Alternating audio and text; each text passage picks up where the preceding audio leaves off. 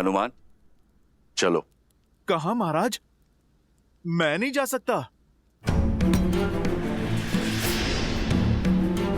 मुझे अभी अभी वचन की महानता सिखाई प्रभु श्री राम ने। मैं अपना वचन नहीं तोड़ सकता। कौन सा वचन हनुमान? किसने दिया तुम्हें? प्रभु श्री राम का सेवक रहने का वचन, जो महाराज मैंने दिया स्वयं अपने आप को। मैंने अपने प्रभु की परछाई बनकर रहने की सौगंध खाई थी। यदि महाराज आज मैं इस अयोध्या से चला गया तो मुझे भारी पाप लगेगा, वचन तोड़ने का पाप। तुम्हारा स्थान किष्किंधा में है हनुमान। नहीं जामवंत जी, मेरा स्थान किष्किंधा में तब तक था जब तक मेरे प्रभु श्री राम वहां पर थे। लंका में तब तक था जब तक प्रभु श्री राम ने वहां पर प्रवास किया। हनुमान, जब तक तुम चाहो तब तक यहाँ रह सकते हो। परंतु देवी, वहाँ किष्किंधा। वहां नहीं महाराज, यहाँ पर मेरा हृदय, मेरी माता सीता और मेरे प्रभु के चरणों में है। आप सोचो, जिसके हृदय में प्रभु श्री राम और माता सीता हैं, भला उसका स्थान कहीं और कैसे हो सकता है?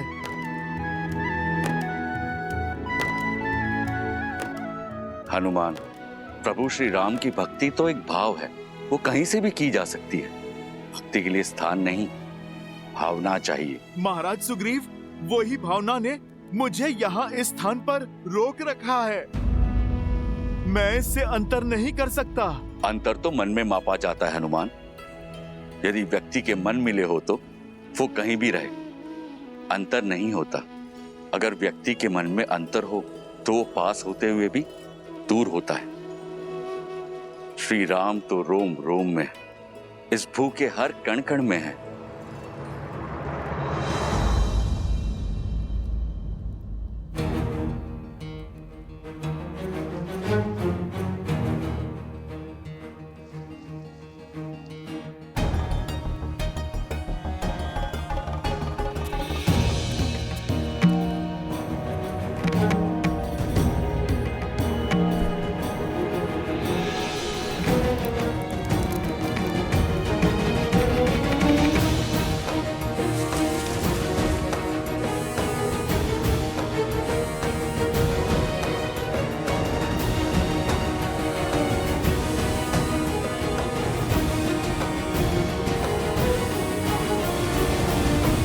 हनुमान, ये कैसी उद्दंडता है? तो क्या इन मोतियों के हृदय में भी प्रभु श्री राम है? विद्यावान गुणी अति चातुर, राम काज करिबे को आतुर, प्रभु चरित्र सुनबे को रसिया, राम लखन सीता मन बसिया, लाल देह लाली लस। इसमें तो नहीं है प्रभु श्री राम। वज्र देह दानव दलत, इसमें भी नहीं है प्रभु श्री राम।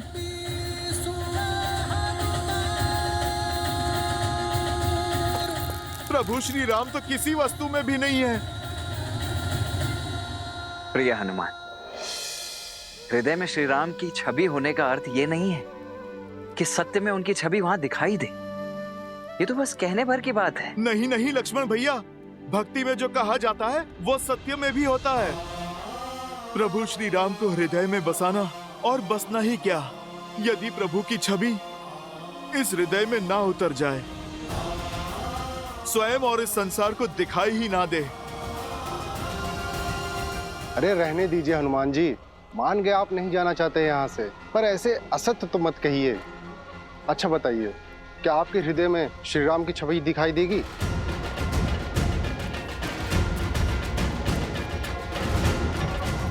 देगी, और यदि ना दिखाई दे तो हनुमान के लिए इस जीवन का, इस हृदय का कोई अर्थ नहीं। तो फिर सिद्ध करो।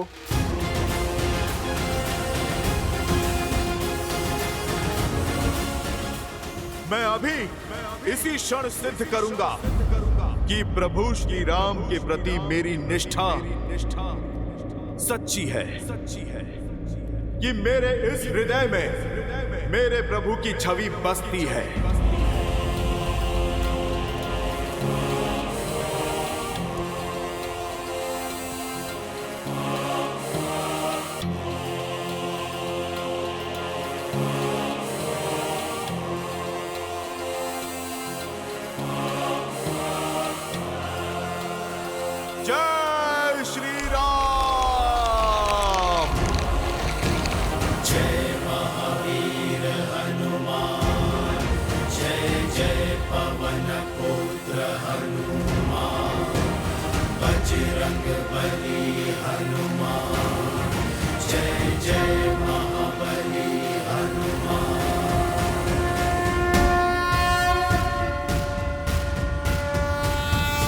विद्यावान गुणी अति चातुर राम काज करिबे को आतुर प्रभु चरित्र सुनबे को रसिया राम लखन सीता मन बसिया लाल देह लाली लसै अरु धरि लाल लगू वज्र देह दानव दलत जय जय जय कपीसु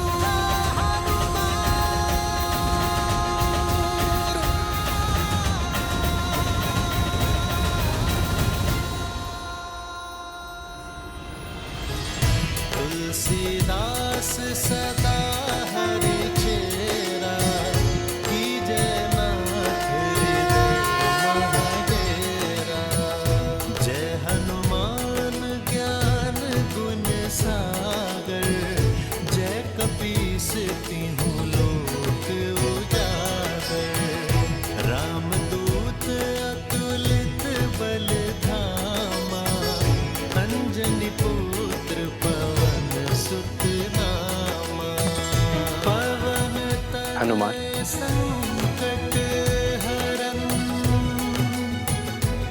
मंगल मूर्ति रूप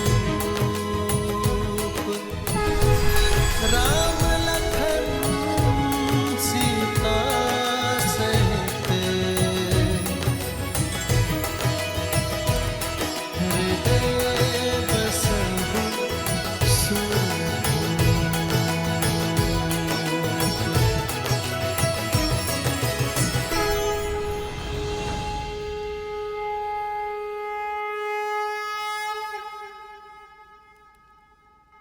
हनुमान ने उचित कहा मित्र। अब हनुमान किष्किंधा के नहीं, राम के हैं, मेरे हैं और आजीवन अयोध्या में ही रहेंगे।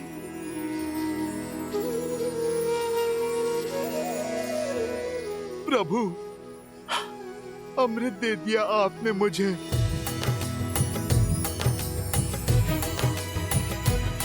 श्री गुरु चरण सरोज रज निज मनु मुकुर सुधारी।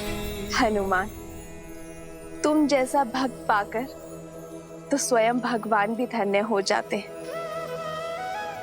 वचन दो, चाहे मैं श्री राम के साथ रहूं ना रहूं, तुम सदा श्री राम के साथ रहोगे।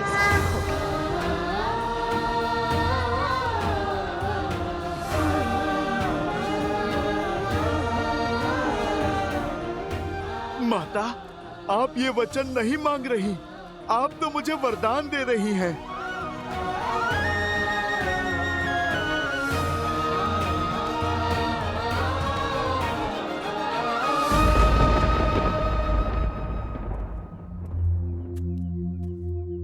मेरी पत्नी अब तक नहीं लौटी, कुछ पता नहीं कहाँ रह गई।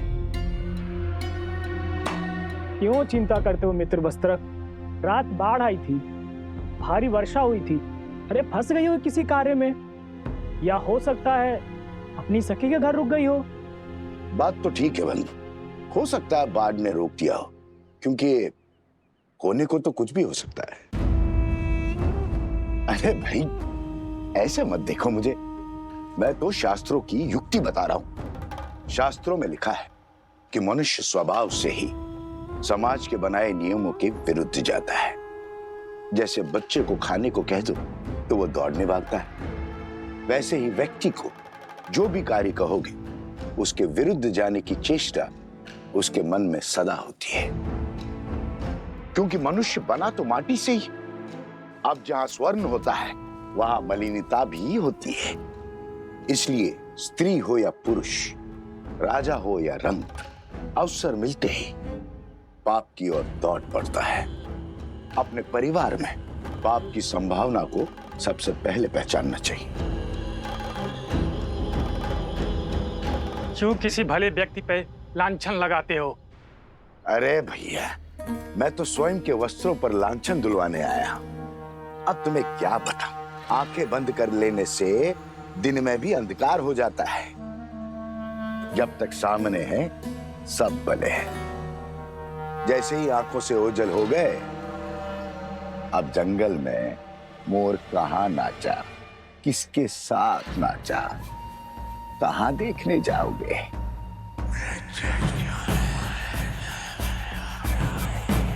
राम राज्य में ये कोई नई बात थोड़ी है।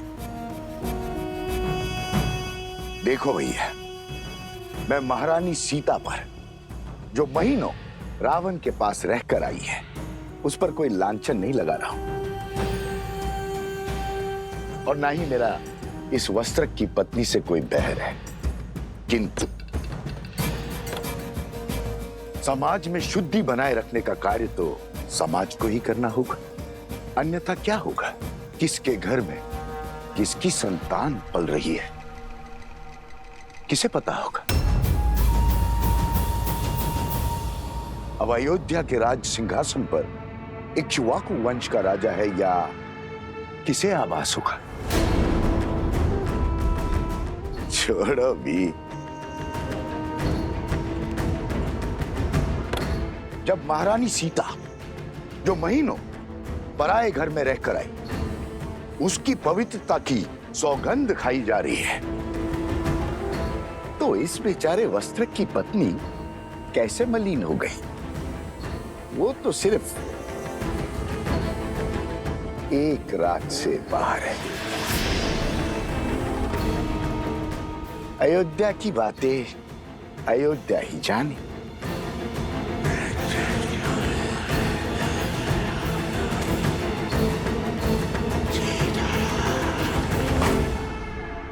ये तो केवल आरंभ है आचार्य, हमें ऐसे और कई केंद्र स्थापित करने हैं।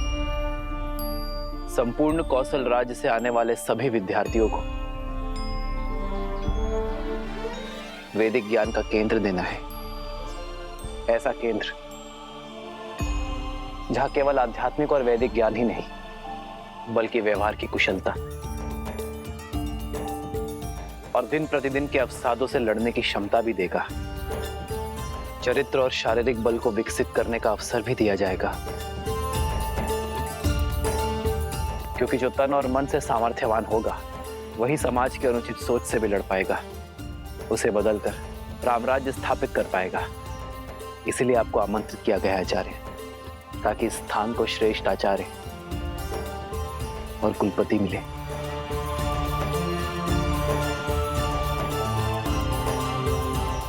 मैं शुक्ल यजुर्वैद्य हूँ।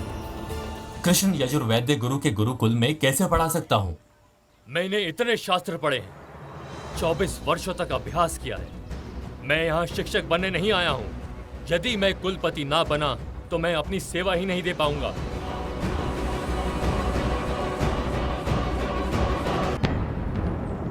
मैं सहस्त्र रावण अपने सहस्त्रों मुंह से तुम्हारे मंत्रियों और अधिकारियों में लोभ और लालच भर दूंगा। प्रजा के मन में अविश्वास और संघर्ष का बीज बो दूंगा।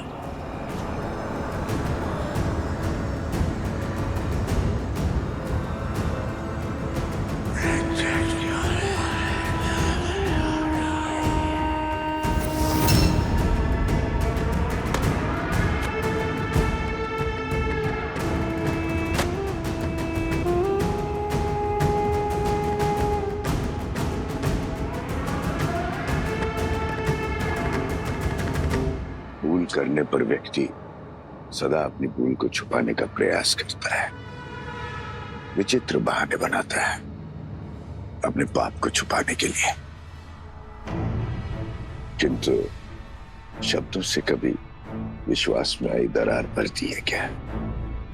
मूर्ख होते हैं वो लोग जो शब्दों पर विश्वास करके पाप को आगे बढ़ने का आश्रय देते हैं।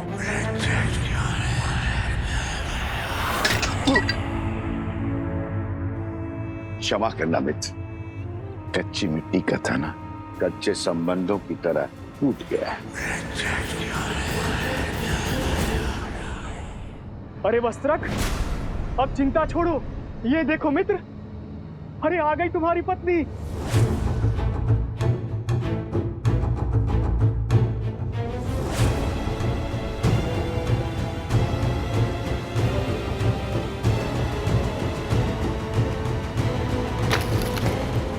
रही है ना वो, कह देना उससे अब मेरा उससे कोई संबंध नहीं रहा।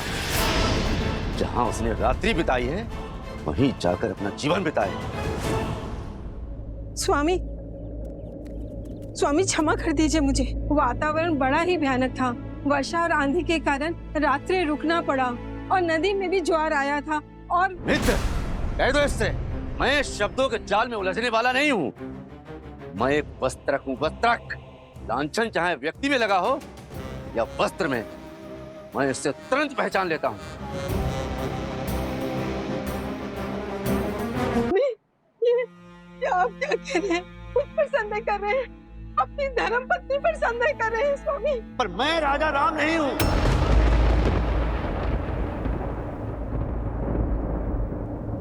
एक कच्ची मिट्टी के टूटे हुए पात्र को जोड़कर रखना नहीं आता। मैं तेरा मुख तक नहीं देखना चाहता। स्वामी, अब तेरा इस घर में और मेरे जीवन में कोई स्थान नहीं है। जहां तूने रात्रि बिताई है वहीं जाकर अपना जीवन व्यतीत कर। जा।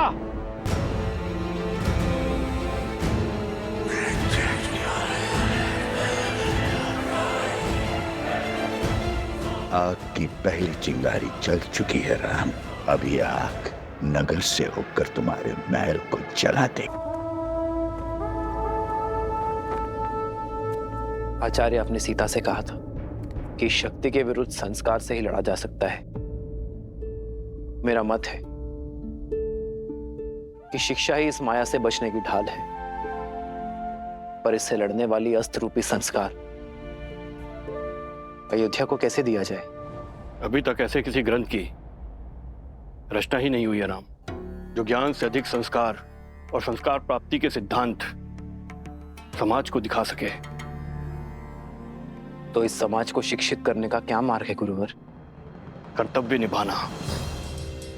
राजा का कर्तव्य सुरक्षा और सुशासन है।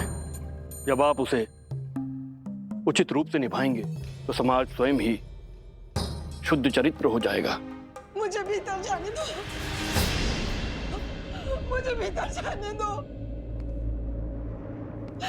मुझे राजा राम जी से मिलना है, न्याय का गुहार लगाना है। मुझे अंदर जाने दो, मुझे अंदर जाने दो।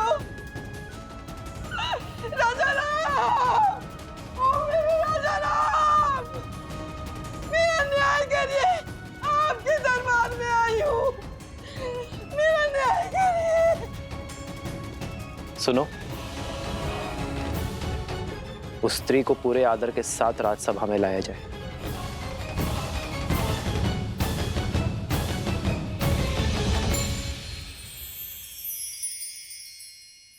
समय आ चुका है, खाओ, अन्यथा राम कहेगा कि मेरी पत्नी का ध्यान नहीं रखा। हाँ, कह सकती हो। पत्नी का ध्यान रखने का गुण उसे उसके पिता से जो मिला है। यदि आप क्रोधित ना हो तो आपसे एक बात पूछूं माता? क्या पिताश्री महाराज दशरथ भी आपका इतना ही ध्यान रखते थे? बताइए माताश्री। ध्यान ही नहीं रखते थे, सम्मान भी बहुत करते थे। कोई स्मरण बताइए ना माता। हाँ माता, बताइए ना। मेरे विवाह से पूर्व कुछ असुरों ने मुझे मायावी संदूक में बंद करके मत्स्य द्वीप में फेंक दिया था। उनकी मंशा थी कि मेरा विवाह महाराज दशरथ से ना हो, किंतु महाराज दशरथ ने मुझे खोज ही निकाला, मेरे प्राण भी बचाए, मुझसे विवाह भी किया। आप इतने समय अकेले राक्षसों के बीच किसी सुदूर द्वीप पर रही, फिर भी महाराज ने आपसे विवाह किया? हाँ, क्योंकि मेरे पति का प्रेम ही नहीं, विश्वास भी अटल था। उन्हें विश्वास था मेरे चरित्र के ऊपर। ये कैसा दुस्साहस है सेविका? आज तक कभी किसी ने इस बात पर संदेह नहीं उठाया। अयोध्या में ऐसे प्रश्नों का कोई स्थान नहीं है।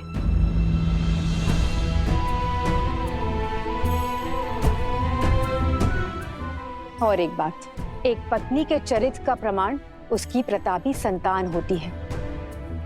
और एक चेतावनी कान खोलकर सुन लो, फिर कभी ऐसे फूहड़ प्रश्न नहीं उठने चाहिए। जो प्रश्न मन को दूषित करे, उनका भविष्य को दूषित करना निश्चित है। सतीत्व की दुहाई देने वाली आज मुंह छिपा कर क्यों जा रही है? दशानन जैसा बलि जिसे पाना चाहे उसे छोड़ कैसे सकता है? पर इतने समय रावण के पास रहने के बाद नदी में ज्वार आया हुआ था, नौका नहीं मिला, भयानक आंधी और वर्षा हो रही थी। इसी कारण मैं अंधकार के पूर्व घर न लौट सकी। सिर्फ इसीलिए मेरे पति ने मेरा बहिष्कार कर दिया। पूरी रात मैं बिना खाए पिए तट पर बैठी रही और मेरे पति का कहना है कि मैं नाव चला के स्वयं क्यों नहीं चली आई, खाली मटके के सहारे नदी पार क्यों नहीं कर ली, या मैं डूबकर मर क्यों नहीं गई। महाराज, मैं उनका संदेह कैसे दूर करूं, कैसे सिद्ध करूं कि इनके अतिरिक्त मेरे इस मन में किसी और का स्थान है ही नहीं। एक नारी के लिए इससे बड़ा लालचन और कुछ नहीं है महाराज। मैं जानती हूँ आत्महत्या से बड़ा और कोई पाप नहीं। मैं वही पाप यहाँ करने आई हूँ महाराज। चयन आपको करना है महाराज। या तो आप न्याय कीजिए या तो फिर मुझे आत्महत्या करने की अनुमति दीजिए महाराज, अनुमति दीजिए।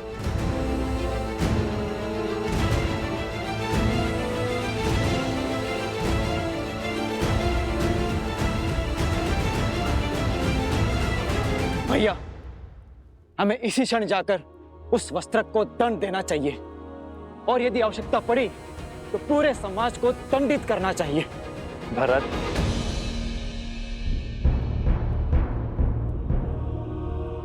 अपने सत्य का कोई साक्षी है आपके पास? हाँ महाराज, है एक साक्षी। वो नाविक जो मेरे साथ रात को उस पार बैठा हुआ था, वो भी जल स्तर उतरने की प्रतीक्षा कर रहा था। और प्रातः काल जब सब लोग जा रहे थे, उन सब ने देखा था कि हम दूर दूर बैठे थे।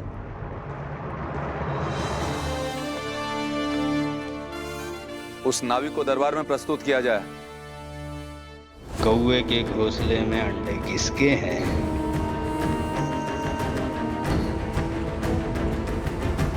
किसने बोला? बोलो, किसने बोला? तुम्हारे मंत्रियों और अधिकारियों में लोभ और लालच भर दूंगा।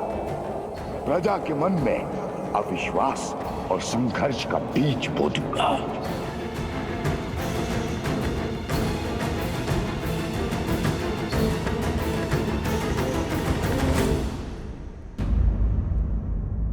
स्त्री को सम्मान सहित राज्य के आश्रय में रखा जाए। शीघ्र ही सभी पक्षों को सुनकर निर्णय लिया जाएगा।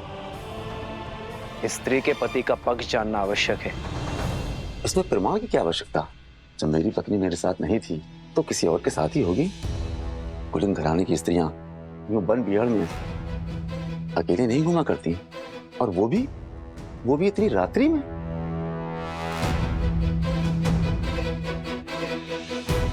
राजकुमार, राजमहल में घटनाएं छुपाना सरल है, क्योंकि भय के मारे वहां कोई कुछ नहीं बोल सकता। परंतु हम सब साधारण लोग हैं, हमारे जीवन की घटनाएं नहीं छिपती। राजा से कोई प्रश्न नहीं पूछ सकता, पर हम पर उंगलियां तुरंत उठ जाती हैं। दुष्ट! तुम्हारा दुस्साहस कैसे हुआ? तुम कहना क्या चाहते हो? देखा ना राजकुमार, राजमहल के विषय में प्रश्न हो तो ये प्रतिकार मिलता है आपके द्वारा। देखा गांव वालों, ये अन्याय है। उचित अनुचित का निर्णय राजा करते हैं, कोई और नहीं। छोड़िए, प्राण निकल जाएंगे। ये कैसा न्याय है? राजकुमार छोड़ दीजिए।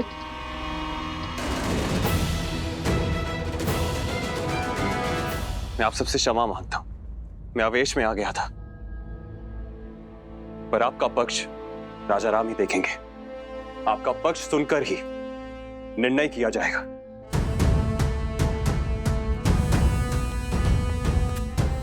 बात इतनी बढ़ गई है अब महाराज ही न्याय करेंगे। सारी अयोध्या की मति कैसे भ्रष्ट हो सकती है? माना कि वस्त्रक के मन में सहस्त्रमुख रावण ने विष खोल दिया, किंतु सारी प्रजा अपने सोचने समझने की क्षमता को भूलकर अनुचित का अनुसरण कैसे कर सकती है? किसी ने कुछ कह दिया, बस उसी सोच को थामे हुए हैं। अनियंत्रित मन और मस्तिष्क दोनों ही विनाश की ओर लेकर जाते हैं और मनुष्यों की यही दुर्बलता। सहस्त्रमुख रावण का बल है किसी भी मत या विचार को सत्य मानने से पूर्व अपने बड़ों या गुरुजनों से उसके औचित्य का प्रमाण अवश्य लेना चाहिए, परंतु लोग अपने भीतर विद्यमान अहंकार की बेड़ियों के रहते ऐसा नहीं कर पाते और अपने अपने तथ्यों को सत्य मान अपने अपने निष्कर्ष निकाल बैठते। कुछ ऐसा ही हो रहा है अयोध्या की प्रजा के साथ। अब सिया राम का अगला युद्ध इसी सोच के विरुद्ध होगा। ये द्वंद्व ही है उनके जीवन का अगला पड़ाव।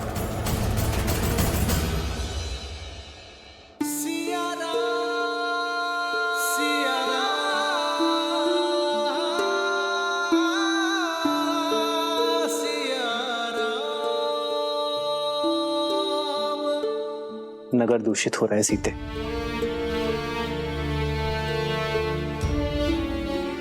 आज एक स्त्री को उसके पति ने केवल इसलिए घर से निकाल दिया क्योंकि उसे उसके चरित्र पर संदेह था, क्योंकि किसी संकट के कारण उसे एक रात्रि घर से बाहर रहना पड़ा।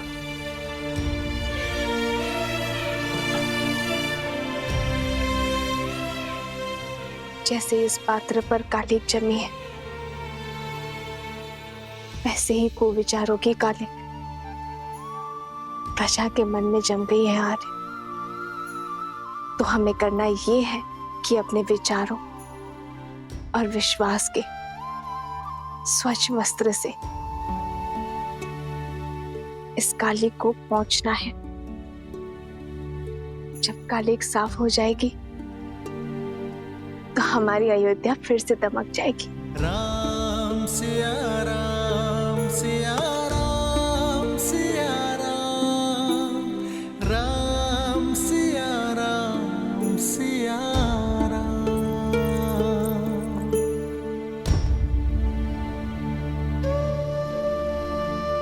अयोध्या हमारी है आर्य, ये नगर हमारा है आर्य। यदि यहाँ कोई समस्या है तो ये हमारा कर्तव्य है कि हम हर गली में जाकर प्रजा की स्थिति देखें।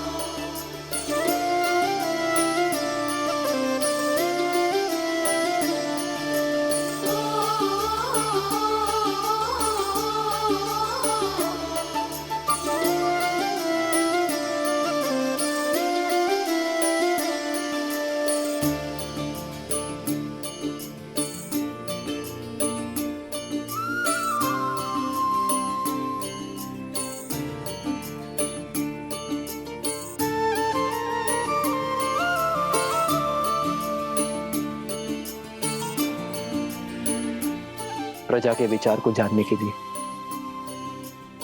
प्रजा का अंग बनना होगा सीते। जो एक राजा के आगे अपनी बात खुलकर नहीं कह पाएंगे, वो एक साधारण नागरिक के आगे अपनी बात कभी नहीं छुपाएंगे। प्रतिदिन आप पर गर्व बढ़ता ही जाता है आर्य। आप जितने अच्छे पति और पुत्र हैं, उससे भी अच्छे राजा हैं।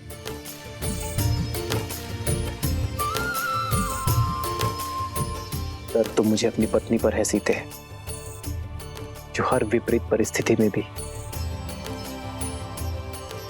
एक ढाल बनकर मेरे साथ खड़ी रहती है। जन्म जन्म का है ये संगम, राम रतन सीता वैभव धन।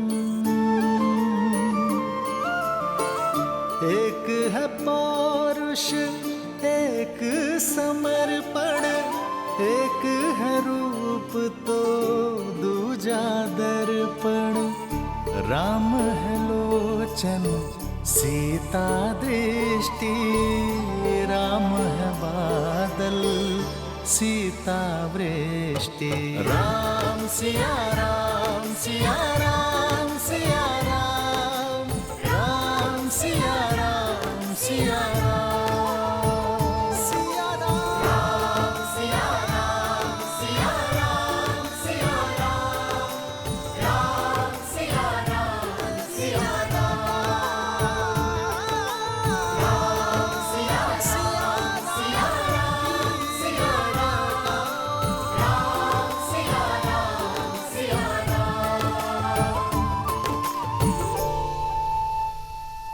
हे महादेव,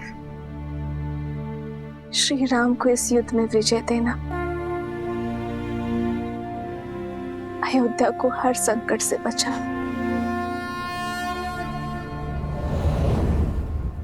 सुना है कि राजा के भाई शत्रुघ्न ने वस्त्रक पर आक्रमण कर दिया है। वही तो, ये कैसा शासन है? जब किसी पर आरोप लगता है तो उसका न्याय किया जाता है, ना कि इसे ऐसे ही कहीं से उसको पकड़ लिया जाता है। प्रजा उचित अनुचित की सीख अपने राजा से ही तो पाती है। यदि हमारे रघुवंशी ऐसा समाज बनाना चाहते हैं जहां स्त्रियों की त्रुटियों पर पर्दा डाला जाए, तो ऐसे तो हम दूसरे नगर में पहुंच जाएंगे भाई।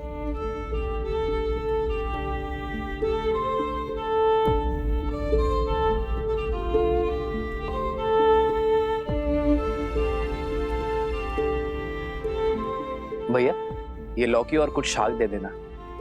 सुना है वस्त्रक को राजसभा में बुलाया गया है, कहीं उसका प्रश्न अनुचित तो नहीं? न प्रश्न अनुचित था, न पत्नी का परित्याग। खाने की वस्तुएं भी पवित्र है या नहीं है जांचा जाता है, परंतु पत्नी की पवित्रता कैसे जांचें? पवित्रता का प्रमाण तो खोजना होगा, अन्यथा हम अपनी पत्नी पर संदेह करेंगे और उनसे प्रश्न करेंगे और हमारे भले पूरे परिवार नष्ट हो जाएंगे। जब राज परिवार ने स्वयं ही अनुचित उदाहरण प्रस्तुत कर दिया है तो कोई क्या करे? ये लीजिए भैया।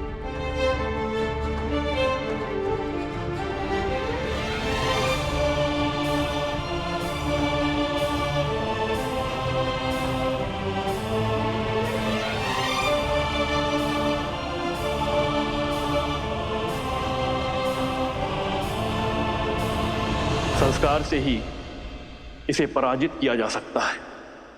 ऐसे संस्कार जो व्यक्ति की चेतना को पवित्र करे और समस्त संसार में संस्कारों को स्थापित करती है। स्त्री शक्ति अर्थात इस भयंकर असुर को केवल एक स्त्री शक्ति ही पराजित कर सकती है।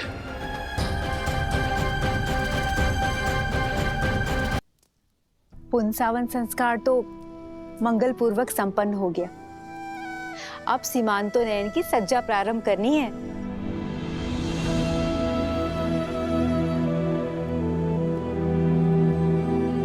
सीता,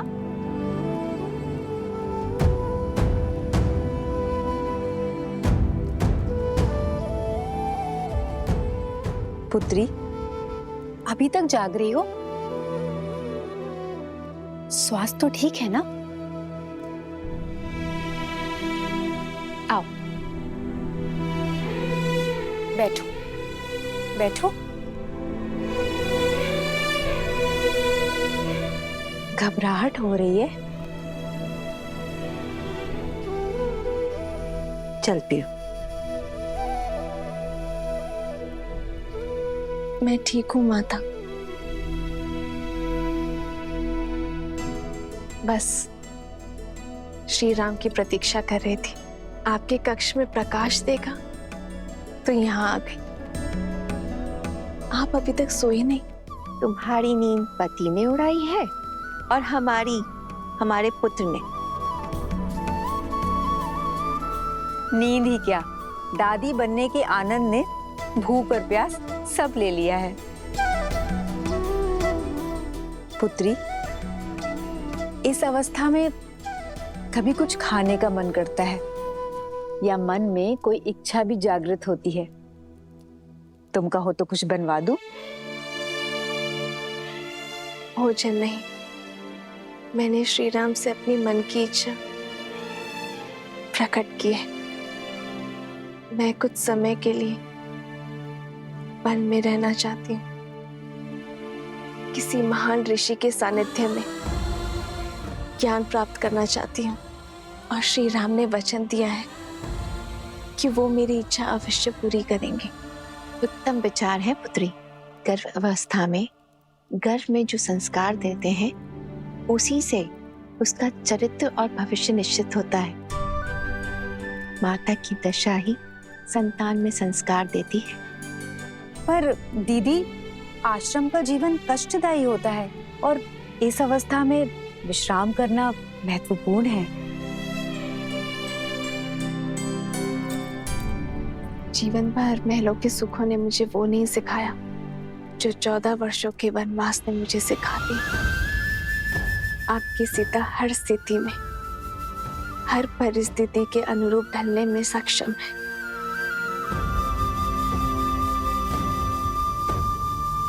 सारा दोष इन नाविकों का है, तो धारा पार कराने की आड़ में अपना दूषित खेल खेलते हैं।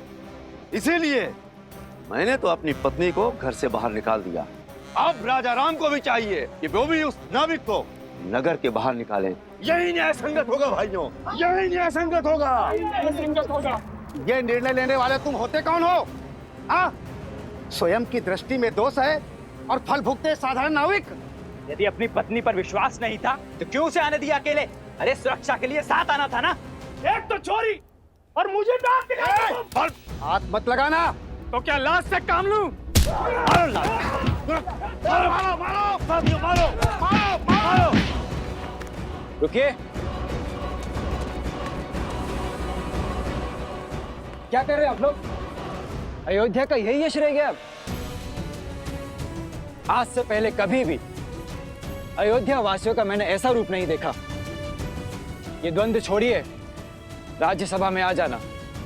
न्याय का निर्णय अब वहीं होगा और अब किसी ने झगड़ा किया तो कारागृह में डाल दूंगा उसे, समझे?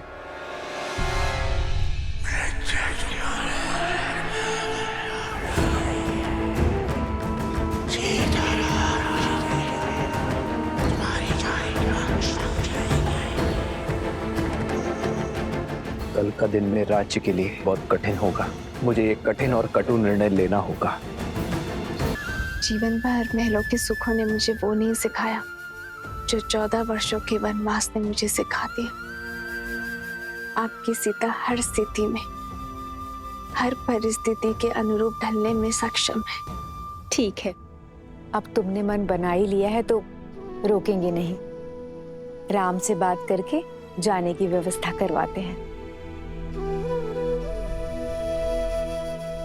किंतु एक चिंता और है माता। आश्रम रिक्त हाथ नहीं जा सकते ना, तो सोच रही हूं कि आश्रम वासियों के लिए क्या उपहार लूं। तुम निश्चिंत रहो, कल उपहार की भी व्यवस्था हो जाएगी।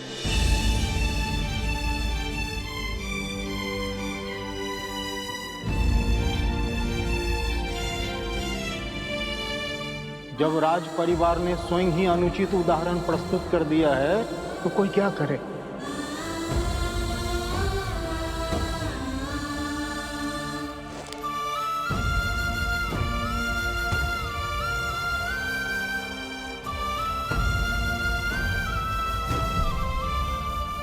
जब मन पर भार हो तो कितने भी दिए बुझा लो, अंधकार कर लो, निंद्रा नहीं आती आर्य।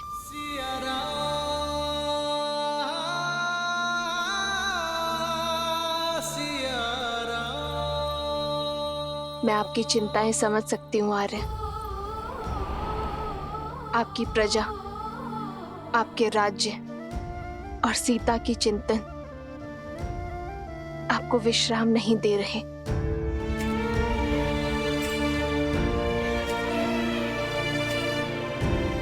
किंतु आपकी चिंता मेरे विश्वास से बड़ी नहीं आ रही। मुझे पूरा विश्वास है आप सब ठीक कर देंगे।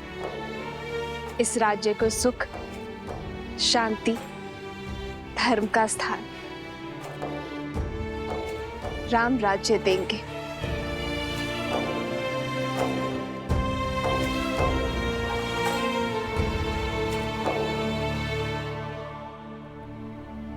ये आंसू भी ना कभी भी झलक जाते हैं।